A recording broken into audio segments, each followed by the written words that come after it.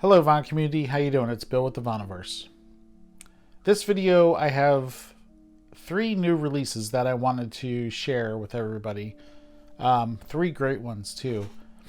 Usually when I do these vinyl grab videos, I show you a whole bunch of records that I've gotten over a certain period of time. But this video I'm just going to focus on 3 albums. They're all new releases as of 2022 and each one of them are great. Starting with Marillion's An Hour Before It's Dark. What a surprise of an album. My relationship with Marillion, years ago I was sort of into them. This is going back in the very late 80s, early 90s. Mostly the Fish era of Marillion. Those first 4 albums. Then, the band switched gears. Fish left. Steve Hogarth joins the band. I kind of lost track of them for a long time. But recently I kind of rekindled my relationship with Marillion. And they're a band that is really grown on me past several months. Both eras. I won't say that I know all of the post-Fish albums with Steve Hogarth, but what I do know, I do enjoy. And this album, An Hour Before It's Dark, which just came out a few weeks ago, is really... I think I can clearly say that this is one of their best albums and maybe the best album of the Steve Hogarth era. Might be a little too early to claim that, but what a great record. This album has really been blowing me away. I've probably listened to it a good 15 times now since I've gotten it. And wow. So the band Marillion, if you're not familiar, they were kind of at the forefront of the neo-prog movement in the early 80s. They were like right there at the forefront. Went through several lineup changes early on, but then settled on the lineup of Fish as the singer, Steve Rothery on guitar, Pete Trevas on bass, Mark Kelly on keys, and Ian Mosley on drums. And that band stayed consistent. After Fish left, Steve Hogarth joined the band with the same members, and they have been... It's been the same lineup since, 87 or so, or 80, late 80s. What a surprise this album was. This is the first Marillion album I've purchased new on release, so that was kind of exciting. And yeah, I really love this album. It's kind of early to be looking at albums of the year, being only the beginning of or mid-March here. But for me, this currently is my favorite album of the year. This album has a mood to it, but Marillion has always been so good at creating that atmosphere and an emotional intensity, and this album has that in spades. It's definitely some themes throughout this album, modern themes. You have, stuff like climate change, the pandemic, taking care of the planet, taking care of each other. that kind of is all throughout this album. Really, really great. So there's 7 songs on here, and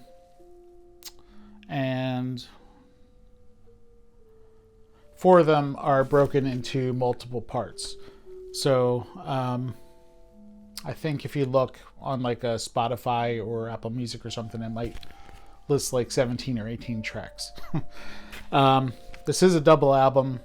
3 sides are the main album, and the 4th side is a 12-inch remix of one of the tracks called Murder Machines on here. So brilliant stuff from Marillion here. It's like every note is perfect or really thought through, and Mark Kelly and Pete Trevas really lay down the foundation with the keys and the bass. And of course, Mark Kelly does put some textures and stuff over top of that, as well as Steve Rothery. But with that said, this is still a very melodic album, and the playing is magnificent. Ian Mosley on drums. You never feel like he's doing anything over complicated, but if you really sit down and listen to him, he plays some very intricate stuff. Ian Mosley, the drummer, sorry if I didn't say that earlier. Just really, really great. Like I said earlier, it's like every note is planned and really thought out. And then Steve Hogarth, his vocals are some of the most beautiful vocals that I've heard him do. He's definitely got the emotion about what he's singing about. I mentioned earlier the emotional intensity. Each song has this like grandiose to it almost. It's just, I can't say enough good stuff about this album. Extremely happy that I picked it up. This is what the labels look like. And I will certainly be going back through Marillion's catalog. The albums that I don't know of the H era. Steve Hogarth. Every song on this album is great, in my opinion. And I mean that, great. There is one song called Only a Kiss. It's an instrumental, but it's very brief. It's more, I'd consider it more an intro to the next song, which is Murder Machines. But the opening track, Be Hard on Yourself, that grabbed me from the first time I heard it. The next song, Reprogram the Gene, is excellent. Murder Machines, with the lyric, the heartbreaking lyric of I put my arms around her and killed her with love. Definitely referencing COVID and yeah, really, really great song. One of the true highlights on this album is the Crow and the Nightingale. It's got a Steve Rothery guitar solo on it that is just very atmospheric and really, really incredible. And then song Sierra Leone, which kind of tells the story of a guy in a poor village, stumbles across a diamond that would solve all his family's problems and, make them richer than anything, but he refuses to sell it because it's worth more just having it for him. And then the final track, Care, is another just epic track. Really, really great. And then, like I said, the fourth side is the 12-inch remix of Murder Machines. Yeah, so highly recommend this. I guess the only thing that confused me about this album is the artwork. I'm still trying to piece together what the artwork is, but I mean, you know, you have this color spectrum here, and then, you know, a black, you know, I guess it's going through, and, you know, as you get to here, it's an hour before it's dark. You know, we're coming up against the end of it. So, I don't know. But like I said, I can't recommend this enough. Really great playing. Emotional intensity, like I said. Very, it's got a mood to it. Steve Rothery has some really emotional, intense guitar solos, as well as doing his little flourishes here and there, textures over top, and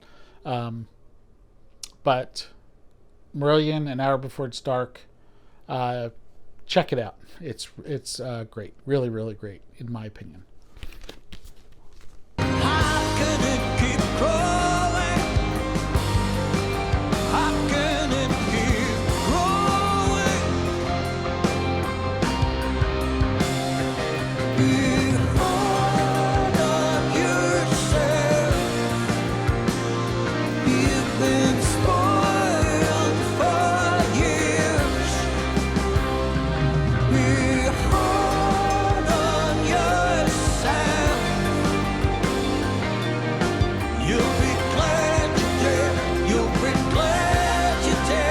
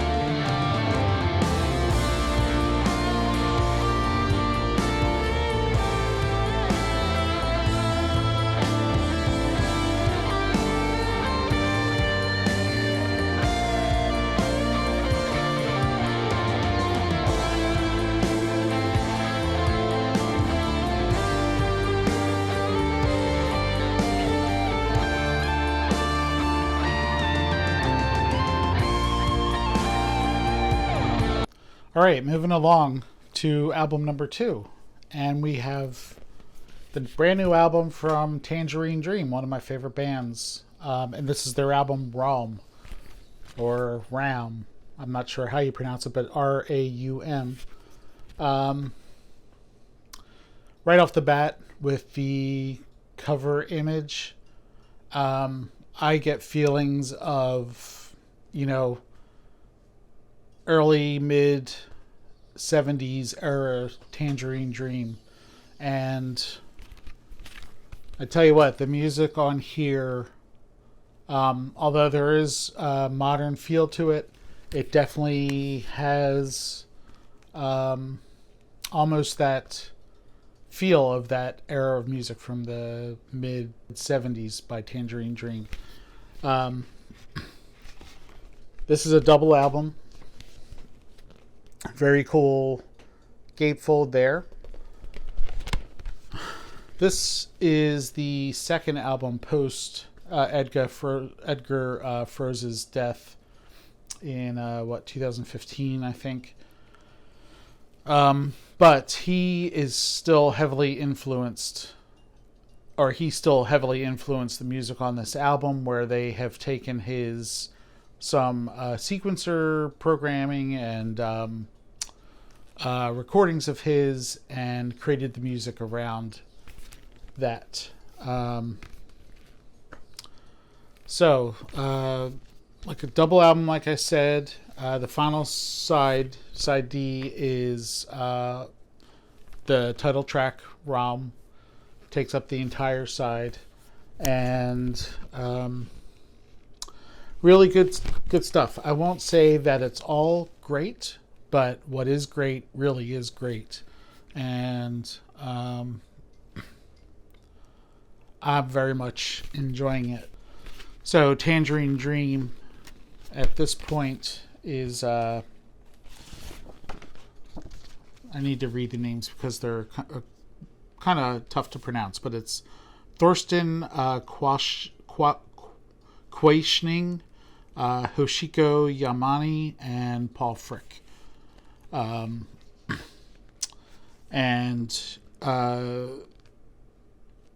Yamane, I'm not sure how to pronounce her name, plays violin, electric viola, and violin. Thorsten Quaishning, synthesizer and piano and sequencer, and Paul Frick, also synthesizer, piano, and sequencer. And then, of course, Edgar Froese with some of his previous sequencing work. So, really great, really interesting music, and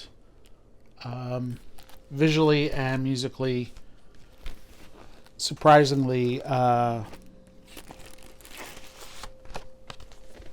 reflective of that mid-70s Tangerine Dream period. So I'm very much enjoying this. Very happy to have picked it up. And if you have any interest at all, I recommend you check it out. I think you'll enjoy it. So Tangerine Dream, Raum.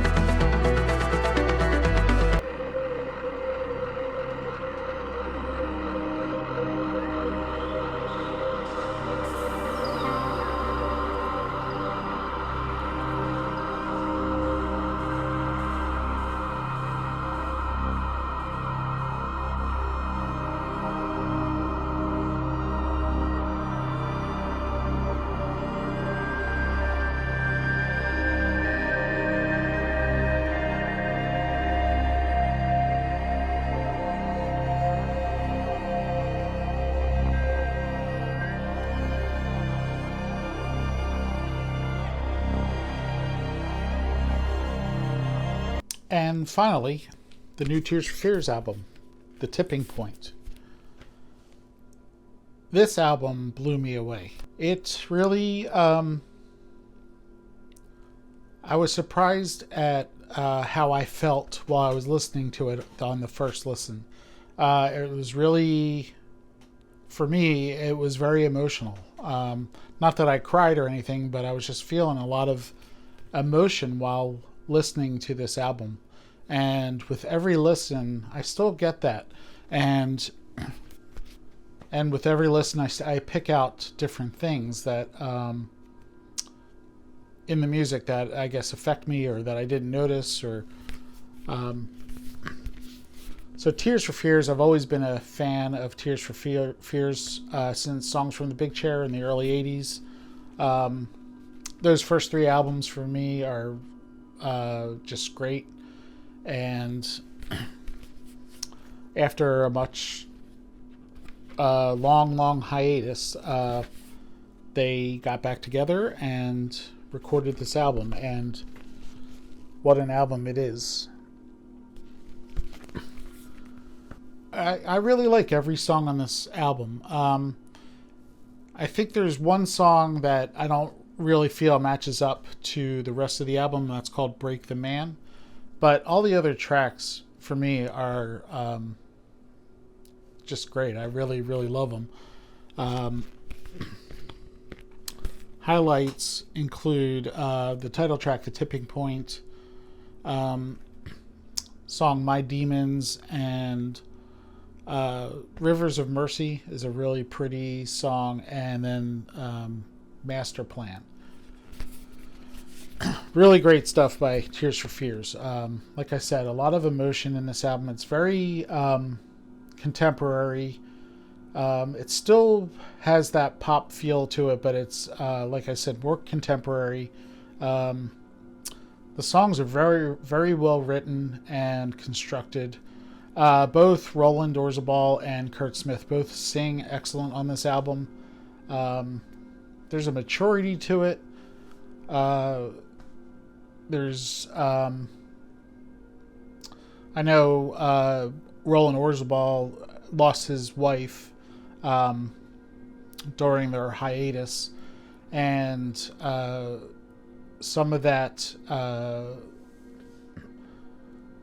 is poured out into the songs on here, and maybe that's the emotion that I'm feeling.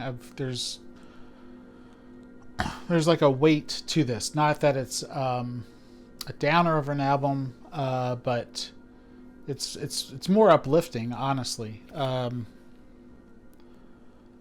But yeah, really, really great, and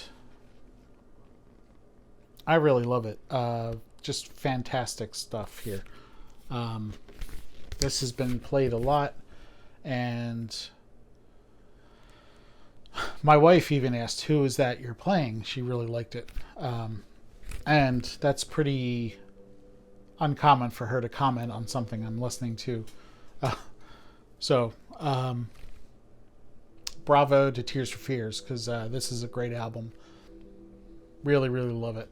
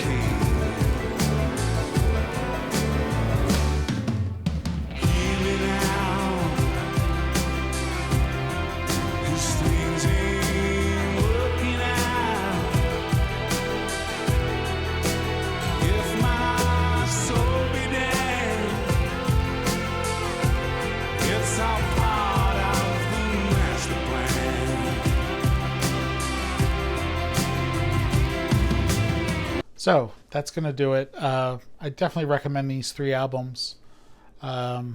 Great stuff. And I've really been enjoying all 3 albums. So I'll be back soon with a true Vinyl Grabs video where I I show a stack of what I've been picking up since all the way back to November. That was the last time I did a true Vinyl Grabs video. So stay tuned for that. I have more videos in the works up here.